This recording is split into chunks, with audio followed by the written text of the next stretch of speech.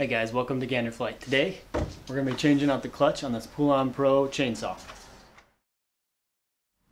So I'm working on this chainsaw for a neighbor, and he said it wasn't starting.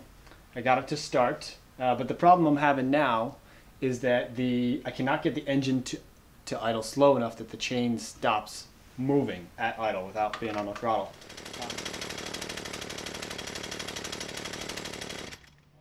And so I've isolated it down, and I believe it has a bad clutch. So I ordered that part, and I thought I'd bring you guys along while I'm changing out the clutch, and then we'll see if that fixes the problem. Alright, so here's the new clutch. The way this works is the drive shaft goes into this clutch plate.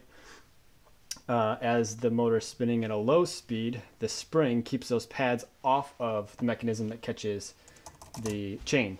As the motor spins up, the centrifugal force on this unit pushes those pads out.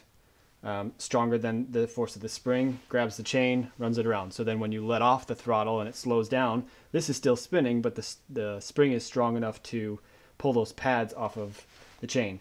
And what I'm thinking happened here is that spring is just worn out. So we're going to replace that and see if we can get it to idle and have the chain stop running. Alright, to start we're going to take the chain off, so we can get to the clutch mechanism inside.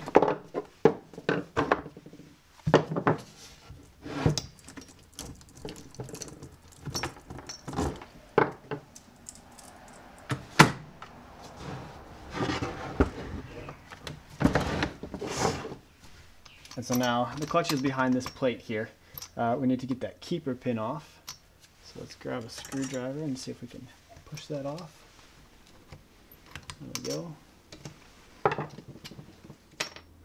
And then so we'll take this cover off, set that to the side, and there's the clutch that we're wanting to replace.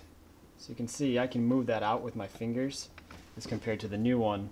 Even pulling on it outside the machine, I can't bring those pads apart very easily. So what we need to do is get that off.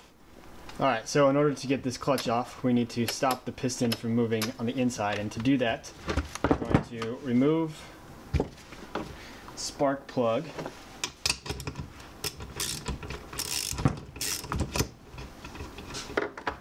Then we're just going to take a little bit of spare cord and push it down in there, obviously making sure that you don't put it all the way in that you can't pull it back out.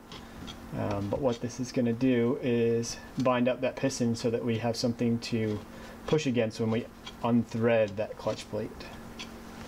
So we can kind of just turn it, and you can see now that when I try and turn it, it gets caught. It's pressing up on the cord there. So we're just going to leave that off to the side. Okay, so what we're going to do now is take this old piece off. You can see there's a directional arrow. It shows you which way to thread it on, or thread it off actually. Just going to take a screwdriver and a hammer and hit it that way. Get it to come off, then just unthread it. There we go. Watch out for that washer. So you can see new versus old, definitely stretched out some. We're just going to take the new one, thread it on, and reassemble everything back the way it came.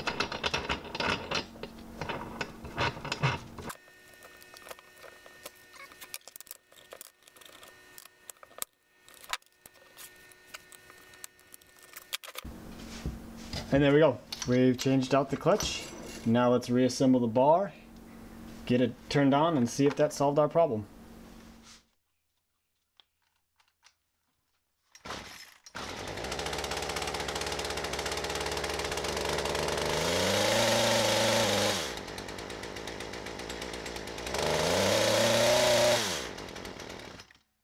Hey! Alright, now just a little fine tuning on the carburetor, and that's awesome. I'm so happy.